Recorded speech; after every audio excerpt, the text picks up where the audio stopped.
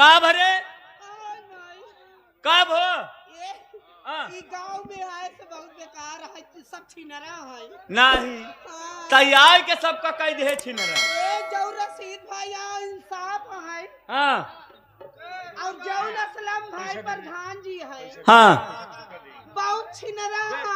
कहो तुझे बैठे बैठे बेचारी डांड मार दे बहराई परी। आय रे ये सूबेदार हाँ हमरे अम्मा बुलाई दे। तोहरे अम्मा बुला दे जब लबलबात रहू अपने अम्मा पूछे रहू का। अरे जब बुना महारानी का करी हमका एक बता जब सारी तवा लबलबा का करी एक बताऊ बस खाली कर पहले बतावे चाहे खड़ी करे के है। अरे महारानी गाड़े छिनरा हवा तहिन कहत क्या खड़ी का खाली का। अच्छा तो का खड़ी करे अरे इही से तो दिक्कत है भाई। तबो तो कहत गया खड़ी कर और आफत फाइन नाम में चल खड़ी हो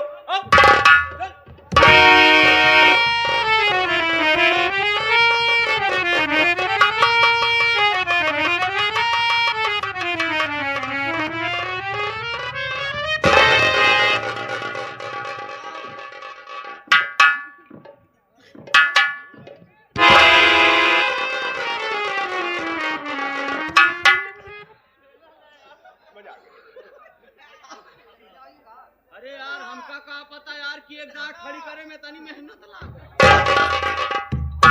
लेकिन कुछ भी हो एक दांत शारीरिक हर हाथ पूरे हो। आय रे रुका रहा आवत है आय अम्मा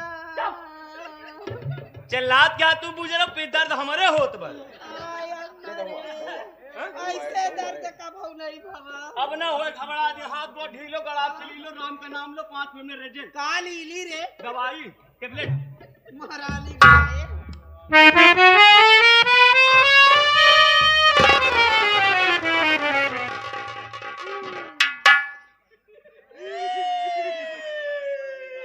आय रे ऐसे कहली वाली चिल्लात रही।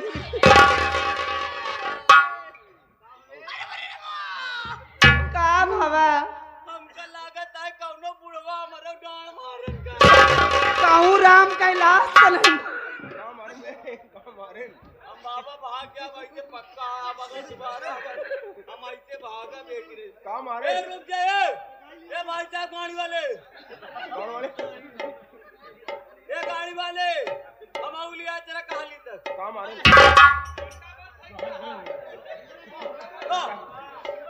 अरे यार उनका तुम्हारा भाई पहले उनका उठावा यार।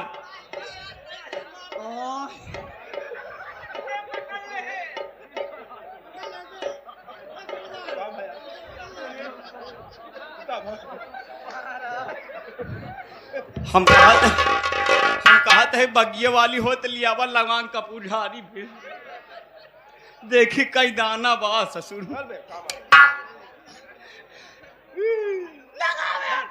लगा ए असलम प्रधान का कह दे हमार राजा ऐसे हमार पेटवा में चोकत बा दर्द नहीं सही जात बा हमार राजा।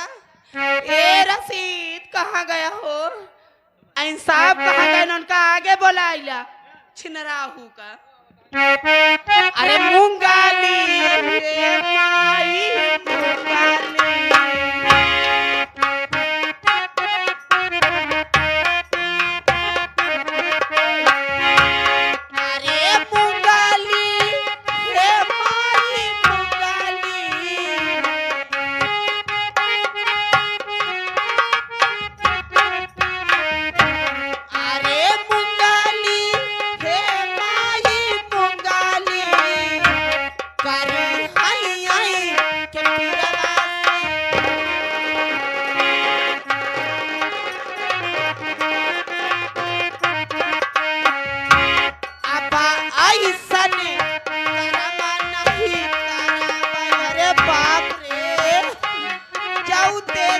होता सही नहीं जाता है।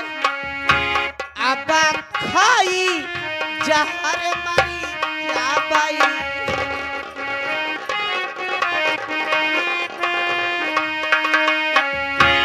अरे मुंगाली हे माई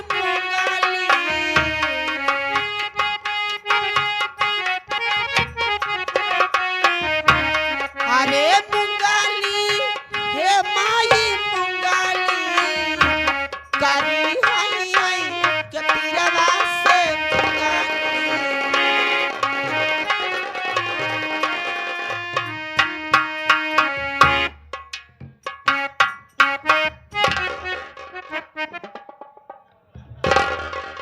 अरे बाप रे, ये न के आटिन के करे घर एक भैया।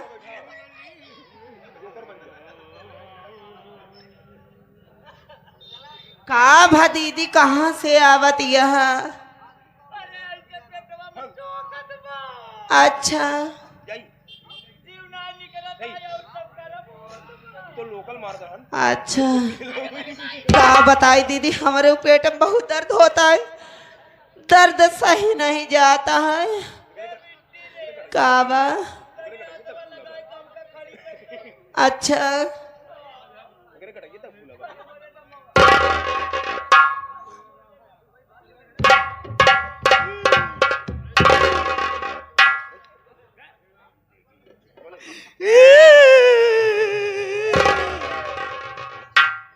अरे कोनी माई दे का ऐसे जीवनानी करत आय और सब करम होत बा। ए बिट्टी रे का भा? तोर कैसा महीना चल? ए दीदी हमार तबहिन लागाई कब हो जाए कौनो पता नहीं। सब नहीं असलम प्रधान का करमात गाटाई, ये नहीं से करे न होते तो ऐसे दुख हम झेली त ना। रात पार हुआ कि न पार हुआ? हाँ? हाँ बहन, अब तो से हम अपन का बताई, तो से हम अपन का बताई बिट्टी। लेकिन ए दीदी हाँ बाहर किसरा महीना चलता ही बताई दे। हमार छोड़ा बिट्टी, हमारा 13वां महीना बीत गया, 14वां चालू भवा। लेकिन हम तो सोचा था ये करे जैसे तैसे लड़का हो जाए, लेकिन हमारे कैसे हो? काहे दीदी तू लेडीज ना टूका? हम तो आधी मेहरारू आधा मन से दुआई। कौनो बात ना न, हम आऊ जाते दो नैया पटेल हॉस्पिटल में फरवाई के निकलवाओ। हाँ। हमारी पहली पीर जब आई, मोरे कलेता बोलाई सास रानी दौड़ा। अरे दौड़ा सु दौड़ा।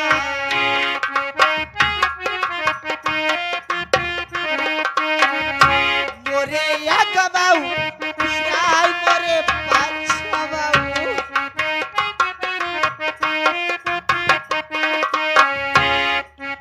नहीं जवन रफीक के पूरा ग्रुप आएबा, नहीं लाठी के जवन पूरा ग्रुप आएबा। कहा था भाने मऊ के बगियम गई रहू तब चौका गड़बड़ाई दे।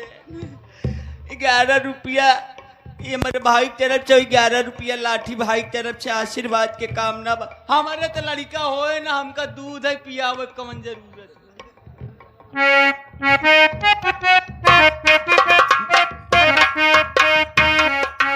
एक लौकी दुई लौकी लौकी लौकी पेट में गाजला रोवाई मौसी मौसी। अरे मुंगाली हे माँ।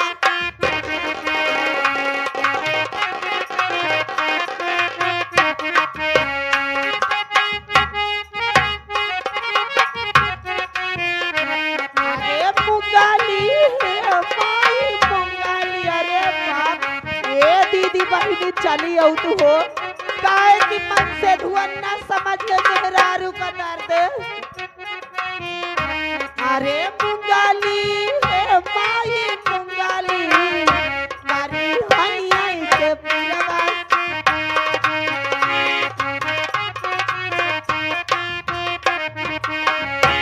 अब पेड़ा मिठाइया ना खा पाई। ए प्रधान जी अब खाई जहर मरी जाबई।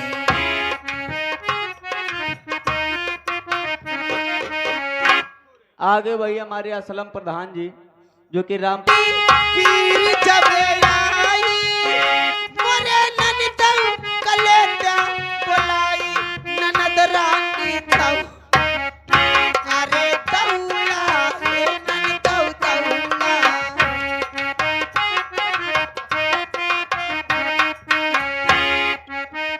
ये आगे यादो डेरी दुई डेम्बा डेम्बा पेट में गाजला रवई अब्बा अब्बा अरे मुंगाली हे